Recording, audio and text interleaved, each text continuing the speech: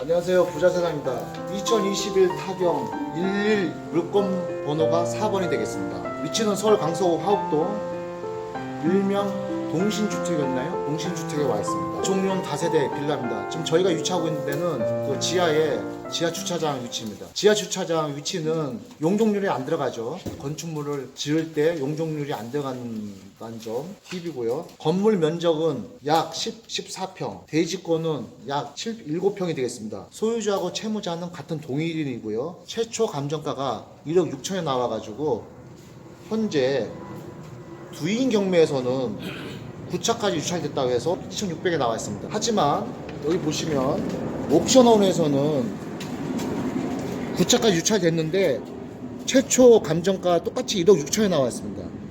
여기서 1억 6천 나왔고 두인 경매에서는 2,600에 나왔습니다. 그럼 우리는 어떻게 해야 되죠? 법원에 물어봐야 돼요. 법원에 그렇죠.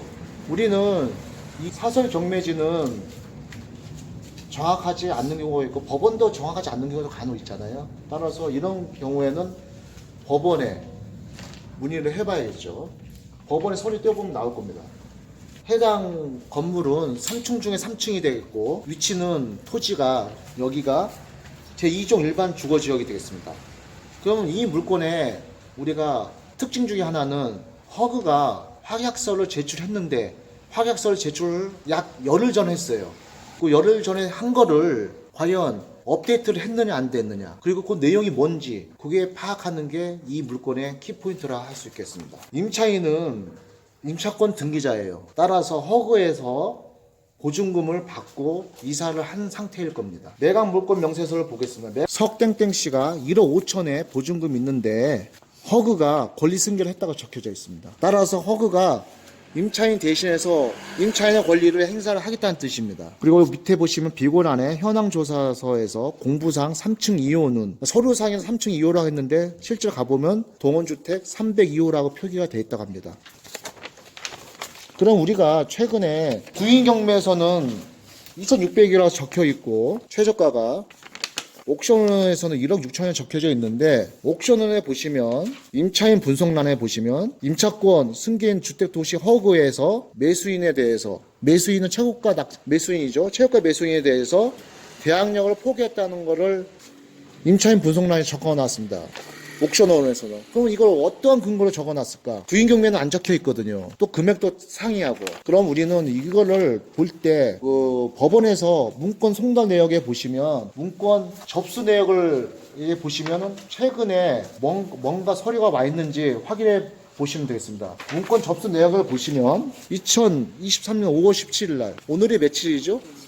27일, 약 열흘밖에 안 됐죠. 열흘 전에 채권자는 누구예요? 주택도시보증공사죠. 주 땡땡땡땡땡 써 있는데 주택도시보증공사가 확약서를 제출했다. 그 뜻은 뭐냐? 거의 10중 8구는 포기하겠다는 그런 뜻이겠죠. 하지만 이 내용이 날짜가 얼마 되지 않아서 두인 경매에는 업데이트 내용이 안 적혀 있고 옥션호에는 적혀 있는데 이 부분에 대해서 판단은 정확하게 어디다 물어봐야 된다? 허그에다 물어보시면 되죠. 따라서 매각 물건 명세서에서도 업데이트가 안 돼 있죠. 그 법원에서도 아직 업데이트가 안 돼 있구나 알 수 있겠습니다. 건축물 대장을 발급해 보니 건축물 대장에 아무것도 없죠. 오른쪽에. 그러면 위반 건축물이 아니구나. 용도도 보겠습니다. 용도도 다세대 정상적인 물건이구나.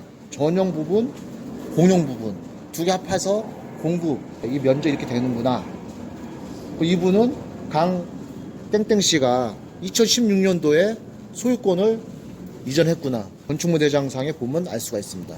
또한 혹시 변동사항이 있는지 어느 부분을 보면 되느냐. 뒷장에 변동사항이나 안에 내용이 적혀있는데 아무것도 없죠. 따라서 이 건물은 서류상은 깨끗한 물건이구나.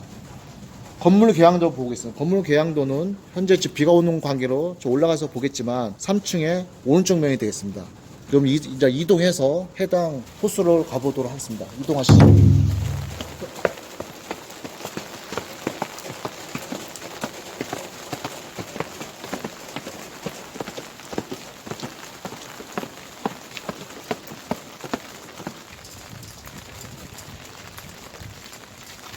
여기 보시면 지금 비가 계속 오는데 301호가 왼쪽이고 302호 오른쪽에 3층 중에 3층이니까 한쪽 위에 보이시죠? 테라스를 발코니로 변경한 부분 오른쪽 집이 됐습니다.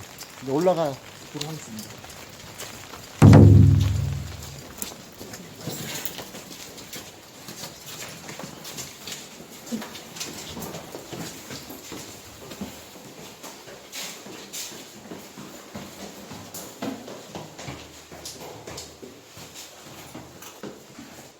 근데 아무도 안 사는 것 같습니다. 지금 전화번호 남겨달라고 써졌죠. 급수 중지 아래층에 누수가 된다고 써 있습니다. 이거는 모르는 거예요. 실제로 조사를 해봐야겠죠. 밑에 내려서 물어봐야 되는데. 네. 그러면 3층 가서 밑에 가서 한번 확인해보고 정리하는 걸로 하겠습니다.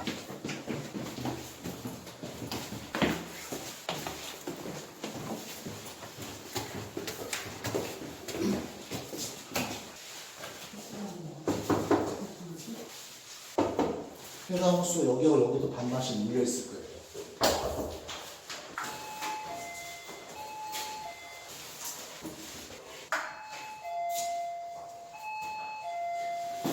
여기 옆에 있지가 않나요? 이 집 물어봐야 되는 거 아니야? 200이? 네, 안녕하세요. 저 우리 집에서 왔는데요. 안녕하세요.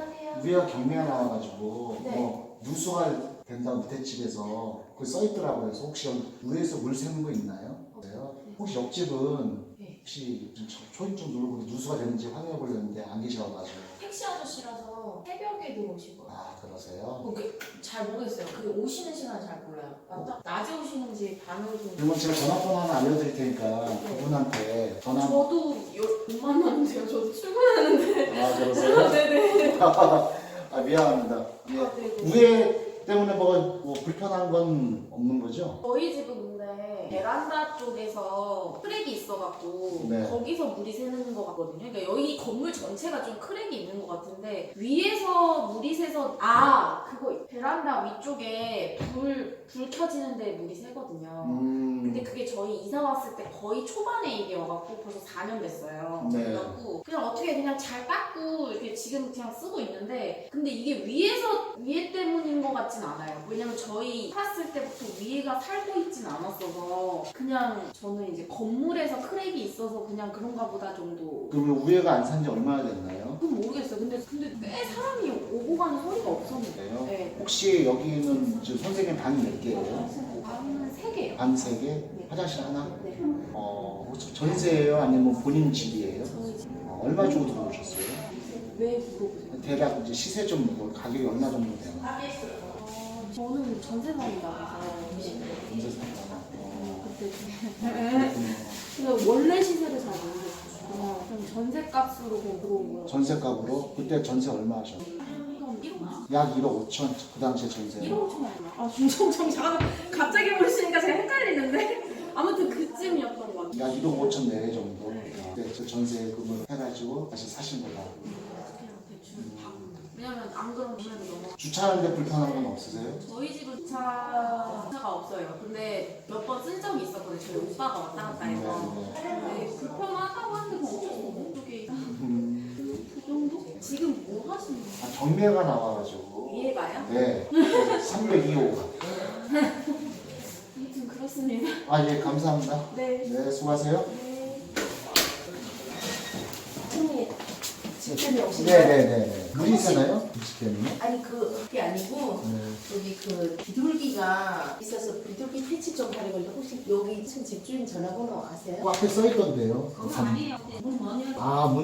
이 집이 경매가 나와가지고 지금 아무도 안 사는 것 같아요. 네, 안 사고 연락할 길이 없어가지고 혹시 연락 드리냐 해가지고 비둘기가 너무 많아가지고 아, 나가야 열쇠는 네. 아마 이게 낙찰이 되면은 문을 이렇게 강제로 열 수도 있고 또는 여기가 보증기간이 있어요. 보증기간에서 갖고 있을 수도 있어요. 좀 기다려 보세요. 주인 없는 거예요? 네, 현재는 주인이 없어요? 그 경매 때문에 지금 다른 또 새 주인을 기다리고 있는 중이니까 그때 되면은 서로 연락이 가능할 겁니다. 주인이 밖에 이제 그 공사를 저희 아빠가 좀 너무 비둘기 똥을 너무 많이 싸고 입구에만 냄새고 막 문을 못 열어놔가지고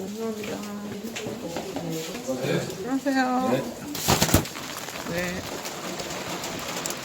동시주택 공장을 정리하겠습니다.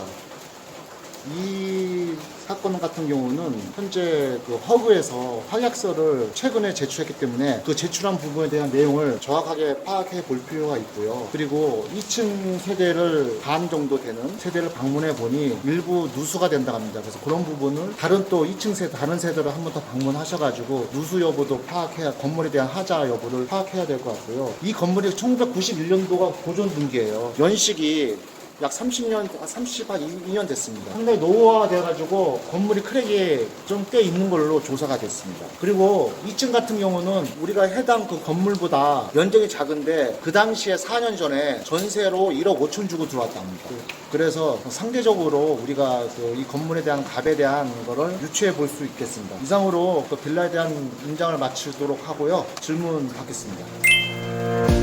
이게 1억 5천에 들어왔대요, 아가씨가. 자, 우리가 2층에는 3세대잖아. 그 3층은 반이잖아요. 그러면 큰 건가요? 그렇죠.